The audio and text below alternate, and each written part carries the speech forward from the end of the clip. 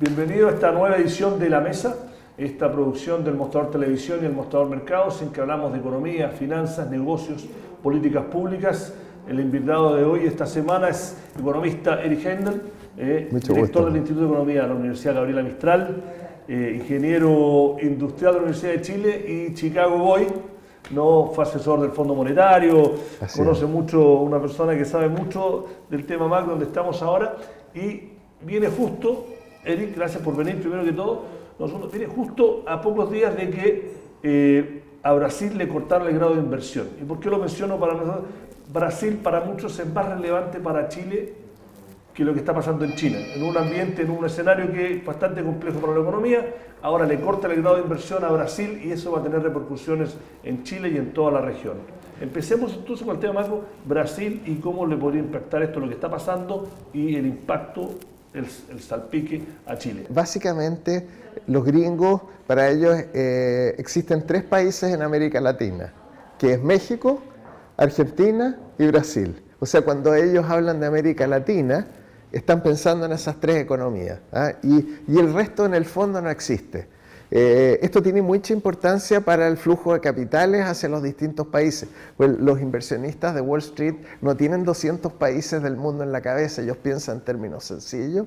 Entonces, nosotros estamos en América Latina y para ellos América Latina son tres países. Entonces, Argentina, con lo complicado que está, en situación entrando en recesión y todo, el hecho que Brasil, que es lejos el país más importante de América Latina, entre a categoría de bonos basura, y Argentina ya eran bonos basura hace tiempo por el default, en el fondo solo queda México dentro de la menta. Entonces esto debería generar un empeoramiento desde el punto de vista de los mercados de capitales, en el sentido de que el riesgo de América Latina sube en forma considerable y uno debería proyectar que los flujos de capitales hacia todos los países de América Latina, no solo Chile, caen. Claro, una cosa que hay que explicar, los fondos de inversión institucionales en general tienen normativa. Exacto. Cuando un país pierde su grado de inversión tienen que salir. En general necesitas dos de las tres grandes clasificadoras de riesgo que hagan lo mismo. Hasta ahora solamente Standard & Poor's es la que le quitó el grado de inversión, pero los bonos brasileños y de empresas ya se están tradeando, no asumiendo que esto que ya no tienen grado de inversión como un bono basura. Y como explicaba Erich, como explicabas tú, los inversores institucionales empiezan a sacar plata de Brasil, pero también de toda la región. Van a sacar de todo. Y aunque Chile no tiene el grado de inversión con la nota más alta de un país emergente, va a ser salpicado y va a golpear al mercado financiero. Y además que es nuestro quinto socio comercial. Exactamente. O sea, nos patea por el lado del flujo de capitales y nos patea por el lado del comercio exterior, especialmente sobre la industria manufacturera. O sea, si uno mira dentro de las exportaciones que a nosotros más nos gusta, que no es materia prima, uno de los socios más importantes de destino final de nuestras exportaciones, un poquitito más sofisticada, es Brasil. Entonces, en ese sentido, esto le está pegando a la industria manufacturera por el lado de las exportaciones y por el otro lado nos está pegando muy, muy fuerte sobre el flujo de capitales. Esa pegada sobre el flujo de capitales significa dólar más alto, en definitiva, sobre nosotros. Ahora, no sé si quieres que te cuente un poco cómo llegó Brasil a entrar en el programa es corto, pero si nos puedes resumir un poco de cómo llegó hasta, porque es un problema que también es político. Exactamente, claro. Bueno, en el fondo muchos de los auditores seguramente se van a preguntar cómo un país que todo el mundo decía, Brasil es el país del futuro, es un dicho que tienen en Brasil. Hace 8 años que tenía grado de inversión. Y los escépticos siempre dicen, y así seguirá haciéndolo. A ver, Brasil básicamente, su problema macro parte de la última constitución que hicieron, que es una constitución de 300 páginas, en donde se descentralizó el país muy fuertemente entre el nivel federal, el nivel estatal y el nivel municipal. Ahora, en esa descentralización, como hay una desconfianza muy grande entre todos los estados, el nivel federal, el nivel municipal, nadie confía en nadie, en la Constitución amarraron todos los impuestos absolutamente a cada nivel y hicieron una fuerte descentralización de los ingresos. Por ejemplo, tienen 3 IVA en Brasil, a falta de uno hay 3 IVA distintos, y el IVA más importante, que es el ICMS, es de los estados. Entonces, el impuesto de la renta, que está a nivel federal, lo tiene que compartir el nivel federal con los estados. Pero en Estados Unidos eso es muy Eso está perfecto. Esa descentralización estaría bien, pero lo que hicieron allá descentralizaron ingresos, pero no descentralizaron gastos. Entonces le dejaron todos los gastos fuertes en educación, salud, defensa, etcétera, y lo que es peor, toda la deuda pública la dejaron a nivel federal y le quitaron ingresos al nivel central, tirándolos hacia los estados y dejando el hoyo del porte de un buque a nivel federal. ¿Qué fue, para hacer un cuento largo o corto, digamos? Es que para poder lograr tener una situación sostenible, el nivel federal necesita generar un superávit primario de 3 puntos del PIB. Este superávit primario es súper importante. Yo pensé que cuando, de hecho, todas las misiones del fondo lo que más se preocupaban era de estabilizar ese superávit primario y básicamente subieron fuerte los impuestos. De hecho, Brasil es el país que tiene la tasa de tributación de lejos más alta de América Latina y yo diría de América, porque incluso supera las tasas de tributación de Estados Unidos. Por bastante lejos. O sea, y pese a esta tremenda carga tributaria que es muy pesada, Brasil en general tenía muchos esfuerzos para poder mantener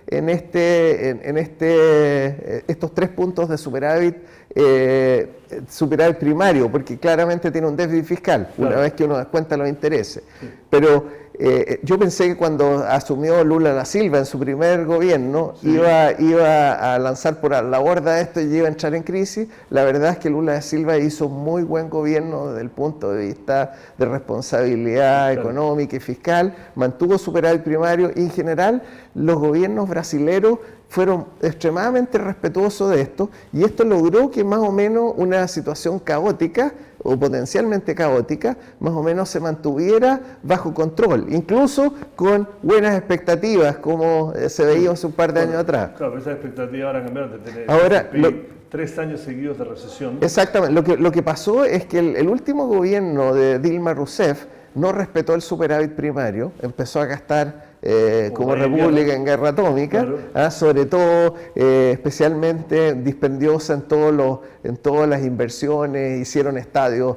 faraónicos en Manaus que uno puede meter toda la población del país, de la ciudad allá adentro, cosas así. Entonces al final, fíjense, el superávit primario del nivel federal de Brasil lo redujo de 3 a 0,12, o sea, se tragó el...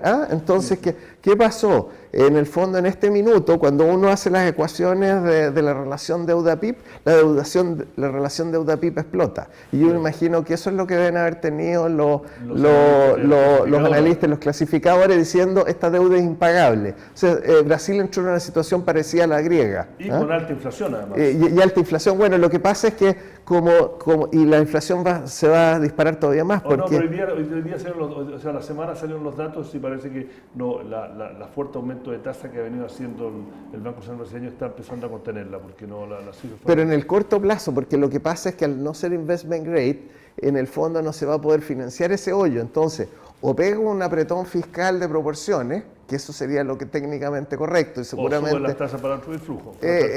No, y en ese sentido, es que la solución de la tasa solo es de corto plazo. Claro, sí. En el largo plazo tiene que volver al superávit primario, porque o se financia vía deuda, para financiarse vía deuda tiene que volver al superávit primario, y la otra manera es financiarse vía emisión, y eso significa entrar en una espiral inflacionaria incontenible.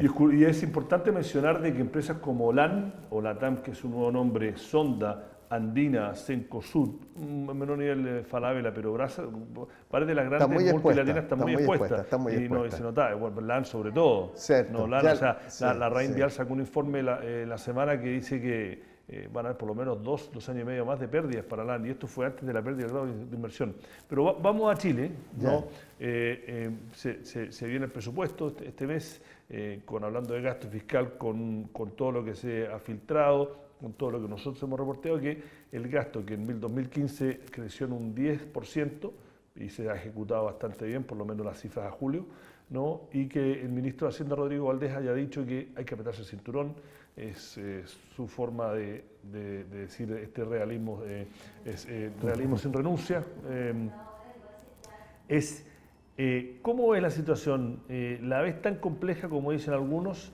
Nosotros hemos tenido economistas que dicen que la verdad que no hay que hablar de crisis porque seguimos creciendo, pero que sobre todo el tema de inversión es complejo, el tema del déficit estructural, que el gobierno prometió que el 2018 estaría zanjado, se ve como una meta bastante más lejana. ¿Cómo es la situación económica ahora? ¿Estamos en crisis o estamos alaraqueando algunos, sobre todo el sector empresarial? A ver, yo diría que no estamos en crisis en este momento, porque la economía está creciendo en torno al 2% y cuando uno grafica se ve que está bastante estable. O sea, claramente no es una situación de recesión. Solo algunos indicadores macroeconómicos son preocupantes. Por ejemplo, hay un derrumbe en la inversión, cuando uno se da cuenta. 8 trimestres. Y una desaceleración fuerte en varios sectores. Pero sí podemos estar en la puerta de una crisis, especialmente en la medida que la situación de China se deteriore y que el precio del cobre continúe cayendo, cosa que yo lo veo altamente probable, podemos hablar de eso. Ahora, el punto que tiene el ministro Valdés es el siguiente: hoy día, incluso suponiendo que el precio del cobre no cae, todo indica que vamos a terminar con un déficit fiscal este año del orden de 3,5 puntos del PIB. Ahora, normalmente el gobierno no se fija tanto en ese déficit efectivo, sino en lo que llamó Esaguirre el déficit estructural, que hace dos correcciones. Una corrección es la posición cíclica de la economía, que entonces ve que obviamente por el ciclo hay ciertos gastos que aumentan, ciertos ingresos que caen. Si uno hace esa corrección, esos son 0,6 puntos. O sea, en el fondo, con eso bajaríamos el déficit fiscal de 3,5 a 2,9, si uno hiciera esa corrección. Y tenemos 20.000 millones de dólares afuera. Bueno, eso es un ahorro, ¿no? Y la segunda corrección es el precio del cobre. Entonces, si el precio del cobre se corrige para el nivel que se considera sostenible a largo plazo. Si uno considera un nivel sostenible, como hicieron los expertos, de 2,95, claro, ahí uno llega a un déficit fiscal estructural de un poquitito menos de 2 puntos del PIB. Ya sabemos que la cifra es 2,90. Ahora, 2,93 es una cifra loca y completamente irrealista, yo diría, en este momento. En el escenario actual, si uno toma el precio promedio del cobre a largo plazo de los últimos 100 años, es 1,86.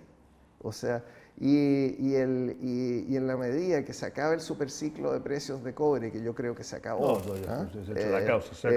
entonces uno debería pensar que el precio del cobre está de los 2,3 que estamos hoy día, en el mejor de los casos se mantiene ese 2,3, ¿okay? Y en el peor sigue cayendo y cae por debajo de 2. Y cae por debajo de 2 hacia los niveles históricos, digamos, hacia alrededor de 1,80. Ese es un escenario fuerte. Ahora, si uno supongamos que se quedan 2,3, eso significa que no habría que hacer corrección por precio de cobre en el déficit efectivo. Y eso significaría que el déficit fiscal estructural son 2,9 puntos del PIB. Estamos lejísimos del equilibrio fiscal y todo. Entonces, ahora, si obviamente en 2 años no se es capaz de cerrar y llegar al equilibrio, entonces lo lógico es revisar el déficit y poner pero un objetivo. Dado los escenarios, el escenario económico actual, si Valdés en su presupuesto dice vamos a cortar a la mitad el crecimiento del gasto y va a caer a 4,5 momento, pero la inflación está a 5, se está contrayendo. Es que siempre se hace la proyección en términos reales, o sea, en el fondo es esto más la inflación. Perfecto. Y por último, si bien el presupuesto siempre se usa la meta del 3 de inflación, si es que después la inflación resulta ser más alta, se hace la enmienda y se corrige. O sea, en el fondo este cálculo hay que hacer en términos reales. Ahora, el punto es que si Valdés quiere bajar este déficit efectivo de 3,5 y digamos llegar a 3 o algo así, en el fondo tiene que expandir el gasto público más lento que lo que crezca el PIB. Claro. Por lo menos el PIB de tendencia, que es 3,5, por ahí un poco más o menos. Entonces en realidad, un presupuesto que lograra efectivamente reducir el déficit fiscal necesitaría hacer crecer el gasto público en términos reales no más allá de 3%, o sea, incluso 5 es mucho. Entonces 4,5, 5 lo que estaban diciendo, pero claro. Sí, pero yo creo que, bueno, ahí se va a ver un poco la mano del ministro, es que si lo hace crecer 4,5, 5, el déficit fiscal va a terminar siendo 4, el efectivo. Claro. ¿no? O sea, en el fondo, para que el déficit se reduzca, necesita, pues los ingresos más o menos se mueven de acuerdo al PIB, en el fondo. Entonces, el gasto, bueno, la verdad es que el ingreso tributario está subiendo un poquitito por la reforma, reforma tributaria que se hizo, pero ese gasto ya ya tiene su destino bastante claro. Entonces, hablemos de inflación, Okay. porque es un tema que el Banco Central está mandando una clara señal, lleva 17 meses por sobre el rango, Sí. le quita flexibilidad al Banco Central en un momento que la economía no se sigue desacelerando Exacto. o no está creciendo, me parece que paró de desacelerarse, ¿no? ¿Cuán problemático, ¿no? Ayer, esta semana, la encuesta de operadores, por primera vez en más de 3 años, veían una señal de desanclaje expectativa. Sí, sí. A ver, lo que pasa es lo siguiente, el Banco Central tiene la pista dura en este minuto, porque si bien la economía está muy frenada y como vamos a hablar más adelante, con posibilidades de que siga frenándose más aún, si es que China no juega una mala pasada, desde el punto de vista inflacionario, no solo estamos fuera del rango meta, sino que se está desviando cada vez más. O sea, cuando uno grafica la variación 12 meses de la inflación, en el fondo el gráfico va para arriba, no ha venido el punto de inflexión en que por lo menos Pero es a 2 años a la expectativa. Sí, lo sé. Ahora, cuando uno dice, ¿por qué estamos en 5%, por ejemplo, si uno usa el IPC, o sobre 5 si uno usa el deflactor del PIB o cualquier otro índice en general es sobre 5? El precio es un factor relevante. Exactamente, eso es. Entonces, el dólar es lo que explica esto. ¿Qué perspectiva tenemos de estabilizar el valor del dólar? La verdad es que las noticias no son buenas. Lo de Brasil nos pega en contra, o sea, va a disminuir los flujos a América Latina, eso significa presión por el dólar para arriba. La Janet Yellen subiendo la tasa de interés de Estados Unidos para arriba.